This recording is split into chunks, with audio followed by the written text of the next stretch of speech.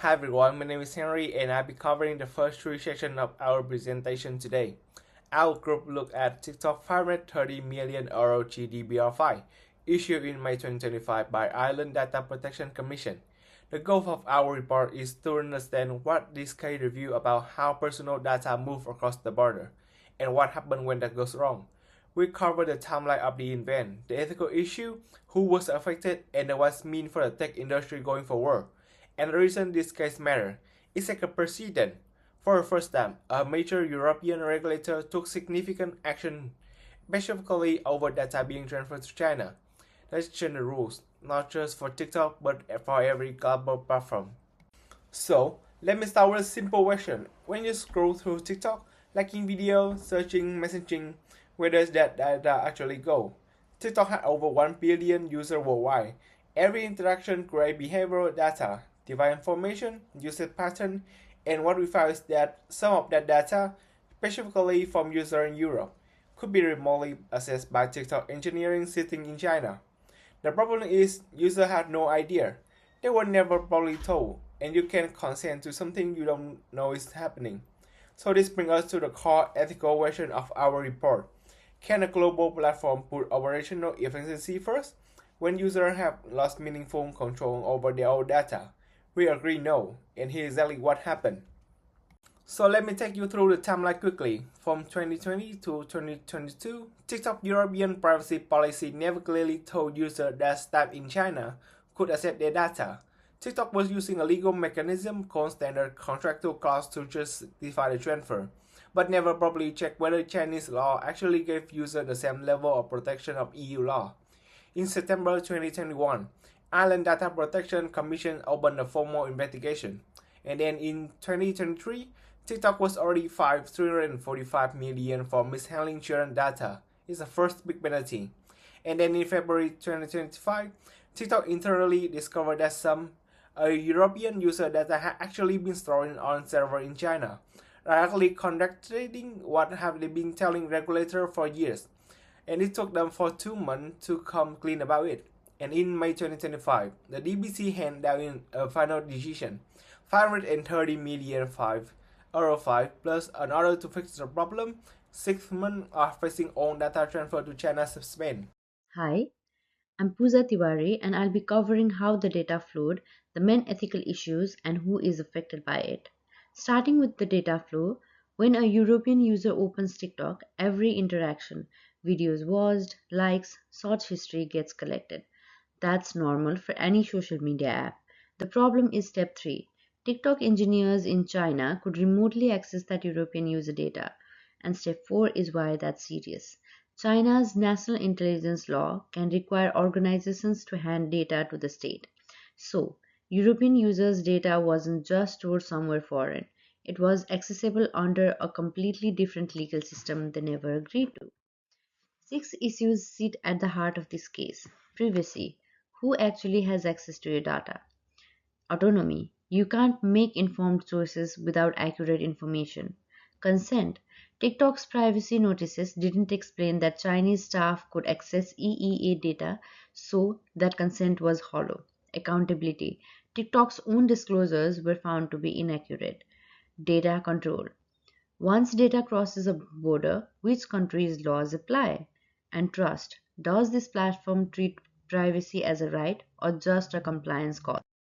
A few key points here. For EEA users, the harm is psychological. Knowing your data may have reached a foreign government creates a chilling effect on expression. For children, GDPR sets the minimum consent age at 16. In Ireland, a large part of TikTok's user base falls below that, meaning their consent was never legally valid. For TikTok, the fine is total over 875 million euro across 2023 and 2025. And for other tech companies, this is a warning. Any platform with engineering staff outside the EEA now needs to audit their remote access practices. Thank you. So this case involves three competing perspectives. From TikTok perspective, remote access by engineering teams in China support maintenance, content moderation, safety, and product improvement. TikTok also argued that Project Clover demonstrates its investment in European data security. However, the EU perspective begins with privacy as a fundamental right. Users cannot provide meaningful consent if they do not clearly understand where their data goes or which laws apply to it. The third perspective is Chinese sovereignty, and Chinese organizations operate under domestic nation security laws, which may require cooperation with state authorities. And these diagrams explain why the conflict is this difficult to resolve, and the EU requires privacy protection to remain necessary, proportionate, and enforceable after data cross borders. And China treats like its security laws and an exercise of sovereign authorities. Meanwhile, TikTok wants global engineering access to support its operations, and these interests create a policy vacuum, and internal policies and contractual clauses can help, but they cannot fully resolve conflicts between incompatible legal systems. And several ethical theories help us to evaluate these issues, and utilitarianism asks whether TikTok's operational benefits outweigh the harms.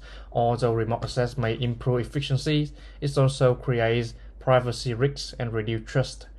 And deontology focus on duty. TikTok have an obligation to be transparent, even when disclosure will commercially inconvenience. And contextual integrity asks whether information flows appropriately within the original context. The EEA users shares data through a social media platform, but there's information enter a different legal or surveillance environment. And finally, relation ethics highlight vulnerable groups, especially children, who require stronger safeguards because they cannot fully understand or manage these risks. Hello everyone, my name is Krishna Sapkota and I will be covering the solution, professional responsibility and conclusion section of our presentation. First, let's dive into the solution. No single safeguard is enough means organization and need multiple layers of protection to keep user data secure. And let's start with first privacy by design, which means privacy features such as access controls, pseudonymization, data minimization into the platform architecture built in the start rather than added later. Data localization means store EEA user data within Europe and restriction remote access to better protect user information and comply with privacy regulation. And meaningful transparency means users should clearly understand where their data is stored, what safeguards are in place, and what rights they have. And independent auditing involves regular third-party review to ensure organizations continue following privacy requirements and remain accountable.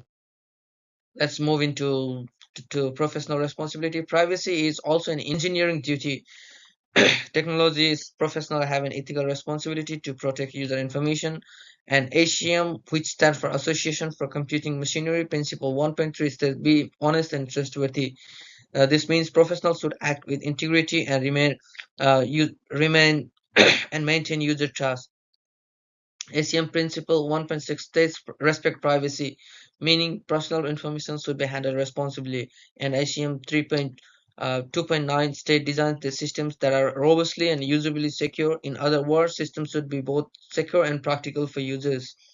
And the ACS value of honesty, truth, trustworthiness, and respect, along with the IE Code of Ethics, which state protect the privacy of others, reinforce this professional responsibility.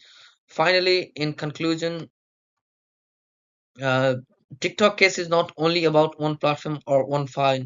It's highlight wider challenges related to global data sharing, and global data flows can create risks that contracts alone cannot solve. Therefore, privacy must be treated as a human right, a design requirement, and a professional obligation. Stronger system design, transparency, auditing, and regulation must work together to effectively protect user data. And thank you.